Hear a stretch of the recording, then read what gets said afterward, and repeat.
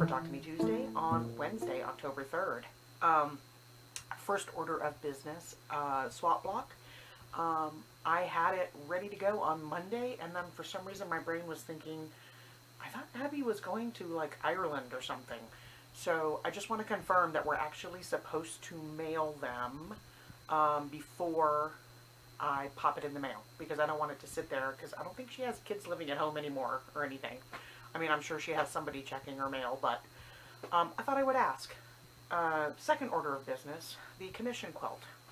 It is quilted. It is behind me. I took it off the frame Sunday evening, but I still need to trim it and bind it. I wanted to put some sort of like care label on it. And I had looked at ordering some, but I think I'm just going to either handwrite it on some muslin with a fabric marker, or I may use some printable fabric that I have a package of to print like a sheet of maybe 6, so that I have them on hand in case I ever need to put them on a quilt again, because it's going to someone I don't know. Yeah, so I got to get that done. I wanted to have it to him by Friday, but he's actually not going to be in the office Friday, so I'm just going to worry. I asked him if Monday was going to be fine, and he said that was fine, so I'm just going to give it to him on Monday. And that gives me the rest of the week and the weekend. So if you've already watched Jennifer's video, you know that she picked up a little something for me in Edinburgh, and it was this awesome book. It's the first Miss Marple book, The Body in the Library. It's her first mystery, Agatha Christie. You probably, if you've been watching these for any number of years, you know that I'm a huge Agatha Christie fan.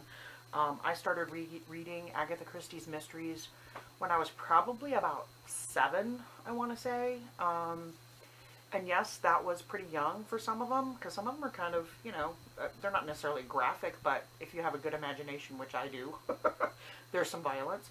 My grandmother read them, so I was probably a little younger than that. I was probably about, I don't know, first grade maybe, first, second grade, because she passed away when I was in 3rd grade. She lived with us, and she was a huge mystery fan, had a lot of mystery books, and I inherited them when she passed away. And I just loved Agatha Christie books. I would just read them voraciously. And I was an early reader, so that's how I ended up reading them at such a young age.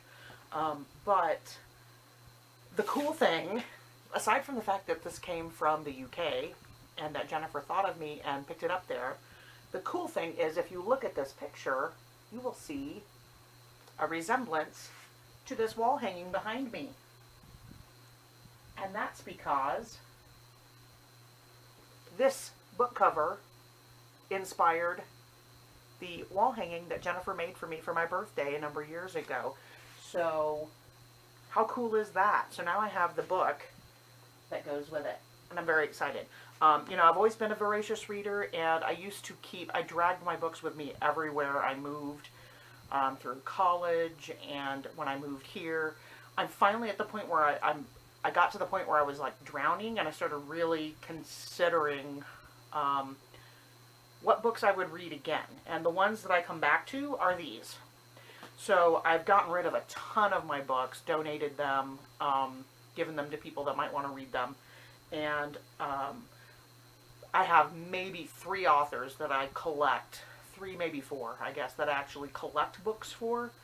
And the main one is this. Agatha Christie has her own shelf, and actually I'm well on my way to filling a 2nd shelf. So I have some like stacked, so I need to like clear out another shelf so that she can have, I don't want to buy any more bookshelves, so I keep clearing out shelves and filling them with more Agatha Christie versions. And honestly, I still don't even have a copy of every book, but I'm well on my way. So thank you, Jennifer. This was awesome. This is the perfect souvenir. It's awesome. Welcome back. We missed you. I'm having a hard time figuring out when I'm going to get videos filmed, so that's why I'm showing up on a Wednesday again. But what can you do? Tuesdays are not good for me, so I either need to record on the weekend or on Monday, if I can find time. And I've been going to chorus rehearsals on Monday night, so Monday's not easy. So it's either, I don't know, I'll figure something out. I haven't decided if I'm going to stay in chorus or not, so I may be filming them on Monday nights. That may be my new thing. We shall see. So hopefully I'll start getting them up, posted on Tuesday again soon. But if not, Wednesday it is. I look forward to watching your videos. I've only watched Jennifer's yet because I had to watch hers because it's Jennifer. But I look forward to watching your videos. I hope you all have a good week and a crafty week. And I will see you next week. Bye!